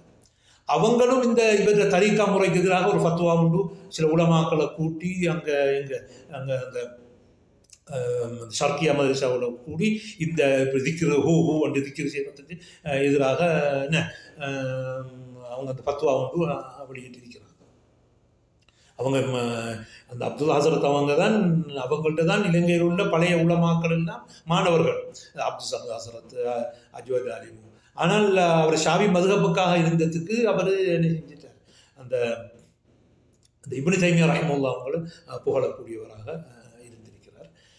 அப்புறம் கத்தம்பாத்தியாவெல்லாம் ஆகும் என்று சொல்லி கல்முனையில் அந்த காலத்தில் தர்வேஷ் ஹாஜியாருக்கு எதிராக ஒரு மூத்தமர் ஒன்று போட்டாங்க, ஒரு இது. அதுக்கு அவங்க போகலை. நான் நினைக்கிறேன் உடன்பாடு இல்லாதான் போக முடிப்பாங்கன்னு நினைக்கிறேன். இல்லாட்டி அவங்க அங்கேருந்து போகிறது அவ்வளோ தூரம் இல்லை, அவங்க போகலை. நான் நினைக்கிறேன் அப்புறம் வந்து இருக்கிற அந்த கத்தம் பாத்தியா பாட்டி தான் இல்லை ஆகும்னு சொல்லி ஒரு பத்துவாவை என்ன செஞ்சு அங்கேருந்து வெளியாக்குறாங்க ரஹ்மவுல்லா. அவங்க அப்துல் ஹசரத் அவங்க மரணிக்கக்கூடிய இந்த கபரில் ஒரு கல் கூட வைக்கப்படாதுன்னு சொல்லியிருக்கிறாங்க. இப்போ இது வரைக்கும் அவரோட வசியத்தை அவரோட மக்கள் அந்த எல்லாம் பேணி அந்த கபரை செய்யலை, அதுக்கு மேலே ஒன்றுமே வைக்கணும்.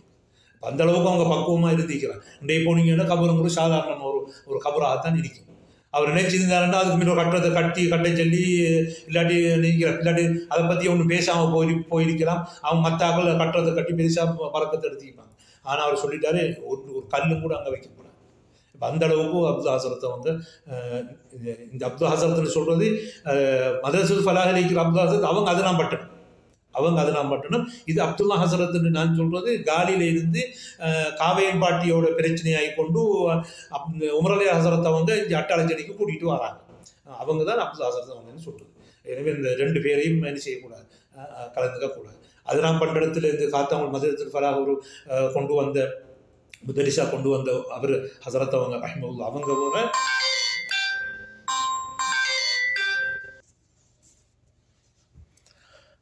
அப்போ அந்த அட்டாளச்சேரி மதரசா காத்தாங்குடி மதரசாவையும் உருவாக்குனதும் அந்த காலிலேருந்து வந்து அப்துல் ஹசரத் தான் சொல்கிறாங்க. அப்போ எனவே அப்துல் ஹசரத்து ஃபலாஹில் இருக்கிற அதிபராக இருந்த ஷேகுல் ஃபலாஹ் ரஹ்மவுல்லா அவங்க வேற, அடுத்தது அப்துல் ஹசரத்னு சொல்ல ஷர்கியாவை உருவாக்குன அப்துல் ஹசரத் ரஹ்மவுல்லா அவங்க வேறு. அதை இங்கே வச்சுக்கணும். இந்த வள்ளியாலிம் என்கிறால் வந்து இந்தியாவில் படிக்கக்கூடியதான் அப்துல் காதர் சூஃபியோடு இணைஞ்சு தான் அவங்க ரெண்டு பேரும் ஹைதராபாத்தில் ஒரு ஷேக்கிட்ட காதிரியா தரீக்காவை எடுக்கிறாங்க. அதாவது குப்பியாவத்தையில் அடக்கப்பட்டிருக்கும் அப்துல் காதர் சூஃபி, அவர் சொந்த ஊர் காயல்பட்டணம். அவரும் காத்தாங்குடியிலேருந்து போன வள்ளியாலிமும் அங்கே சந்திக்காங்க ஹைதராபாத்தில், நான் நினைக்கிற மாட்டேது. அப்போ அங்கே தான் ரெண்டு பேரும் கூட உறவு உண்டாகுது. பிறகு வள்ளியாலிமுடைய மரணத்துக்கு பிறகு அப்துல் காதர் சூஃபி இங்கே கிழக்கு மாகாணத்துக்கு வந்து ஹுராவூர், அடுத்ததாக அட்டாளச்சேனை போன்ற இடங்களில் சூஃபி மன்சிலண்டு உருவாக்குறாங்க. அதுக்கு பெரிய ஆக்கள் போரில் அது கொஞ்சம் 5-6-10 பேர் ஊர்லேயும் சில பணக்காராக்கள் சில பேர் இருப்பாங்க. ஆனால் சமூகத்தில் பெருசாக அது ஈடுபடலை. இவ்வாறாகத்தான் என்ன செஞ்சது இந்த சூஃபிசம்ங்கிறது இலங்கையில் இலங்கைக்கு இந்த ஹதாரிமாக்கள் அந்த ஹதரமௌத்தில் இருக்கிற தரீம் என்ற இடம், தரீம்ங்கிற மதீனா, அதிலிருந்து தான் எங்களோட இலங்கைக்கு காலிக்கு வந்தது. அடுத்தது கேரளாவுக்கு போனது, அடுத்தது தமிழ்நாட்டுக்கு, அடுத்தது மலேசியாவுக்கு, அடுத்தது தாய்லாந்து, அடுத்தது இந்தோனேசியா போன்ற இடங்களுக்கெல்லாம் இது பரவியது. இதுதான். அப்போ எனவே பிந்திய காலகட்டங்களில் ஒரு அஷ்ஷாரியா இருந்தால் அவர் ஒரு தரீக்காவாகவும் இருக்கும். எனவே ரெண்டும் என்ன செஞ்சுட்டு ஒன்று இணைந்து விட்டது. அப்போ எனவே அஷ்ஷாரியாக்களுக்கு நாங்கள் தனியாக தீர்ப்பு வழங்கல, அல்லது சூஃபியாக்களுக்கு தனியாக தீர்ப்பு வழங்க, இப்போ ரெண்டு பேரும் மிக்சர் ஆகிட்டாங்க. சொன்னோம். அப்போ எனவே நாங்கள் ஒரு ஒரு ஒரு தீர்ப்பு கொடுக்குறா இருந்தால் எல்லாத்தையும் சேர்த்து தான் இப்போ என்ன வடிவத்தில் இருக்குதோ அந்த வடிவத்தில் தான் நாங்கள் அவங்களுக்குரிய மார்க்க தீர்ப்பை சொல்லுவோம். ஹாதா பில்லாஹி தௌஃபீக்.